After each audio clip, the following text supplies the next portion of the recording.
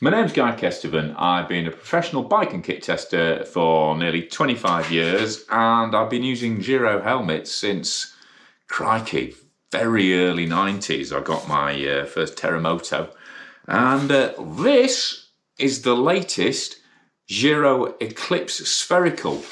They're brand new aero road helmet, but still with excellent ventilation and the unique MIPS spherical sliding twin shell protection system. So I always feel a bit awkward. Let's get this straight away. I always feel a bit awkward testing Giro kit and telling you about it because Giro sponsors the channel, and I'm very grateful for that. But you know, my reputation's now if I don't just tell you the truth. And in this case, this is a really, really good helmet. Not cheap. I mean, not cheap even by like top of the range aero helmets. It's like a tenner more than them. And I think it's 240 quid near as damn it in the UK. And I'll put the captions with the pricing for different countries on the screen there. But you're getting a proper cutting edge helmet. For a start, really light, 266 grams in this medium. And then you've got this new slightly altered fit system there. So it's on a ladder now at the back, which means, let's get it where it's supposed to be. Let's get it on my head. Which means when you put it on, you can actually move that cradle up and down. If you want to change how that fit system sits on an occipital lobe, that's really easy to do once the helmet is actually on your head. And you can see, even though it's got that, you know, that whole upper top cap there, basically that slides. I mean, if you know the MIPS technology, you normally get the cradle inside is kind of on little spring elastomers. And the idea is that when you go down hard, the helmet twists. But because it moves separately to the MIPS liner moves separately, it doesn't transfer the rotational forces from that impact through to your skull, and that reduces the amount of brain damage you get. And this, I mean, it's a Giro exclusive. I've been lucky enough to be to their testing lab in Santa Cruz, and it is seriously impressive. You know, they have all manner of, well, basically torture machines for helmets, like anvils, like sleds for firing them down things.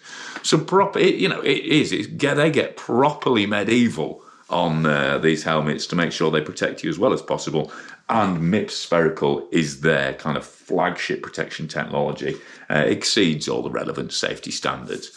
And as you can see, still really, really compact. In fact, when I got it out of the box, I thought, that might be a bit small. And I've got a pinhead, so that's how small it was. But actually fits beautifully. And there's even room in this to get a cap under if it's cold.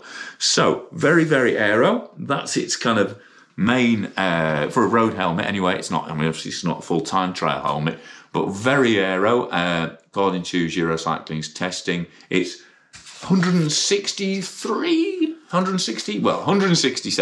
faster than the Ether, which, as you can see, is their sort of climbing helmet. It's more open venting. This does vent slightly better, but same weight. That's over 100 miles at 25 miles an hour, tested in a wind tunnel. And it's 60 seconds quicker than their Vanquish, which is their previous aero road helmet. And about 10 to 15 seconds quicker than their closest competitor. They tested it in the wind tunnel. But having said all that, I mean, obviously I can't verify that. This is a workshop, not a wind tunnel. But when I'm riding, it certainly feels really, really quiet. There's no change in noise when you move it around. There's no roaring. I mean, generally, that's the best way to try and tell if something's aerodynamic. Does it feel clean? Does it sound clean? And the really clever thing is they've put these vents in, not only to help with cooling, but the way it sucks over the helmet. I'll take them off now so you can have a look around more. But as you can see, the open shell the inner shell is really, really open. And then you've got this outer sort of carapace, and the air rushes in through the front here, then comes out through all these exhaust ports at the back.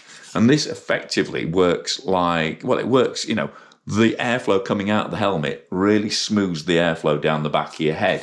And that's, trust me, when you're bald, you notice these things, and you can really tell there's not as much turbulence kind of behind your head and going down your back. And also, because it's such a compact, rounded head form, when it's, you know, if you're not doing your perfect form, if your head does drop or something like that, then there's no sudden turbulence or anything like that. And it's a really, really good aerodynamic helmet in terms of all-round performance.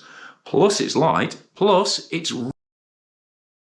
actually, you know, according to Giro's test, they've got these, what they call the Therminator, which is kind of a robot head covered in thermal sensors. They can really test the cooling from all different angles. This is actually one of the best venting helmets they do. And of course, having the effect of that air rushing through from the speed, that's going to kind of boost your air con even more than normal. And riding it in over the past few days, I mean, the helmet only arrived a few days ago, so I've not had a massive amount of time in it, but I've been really impressed. The airflow of this for an aero helmet, or even for a general helmet, is really, really impressive.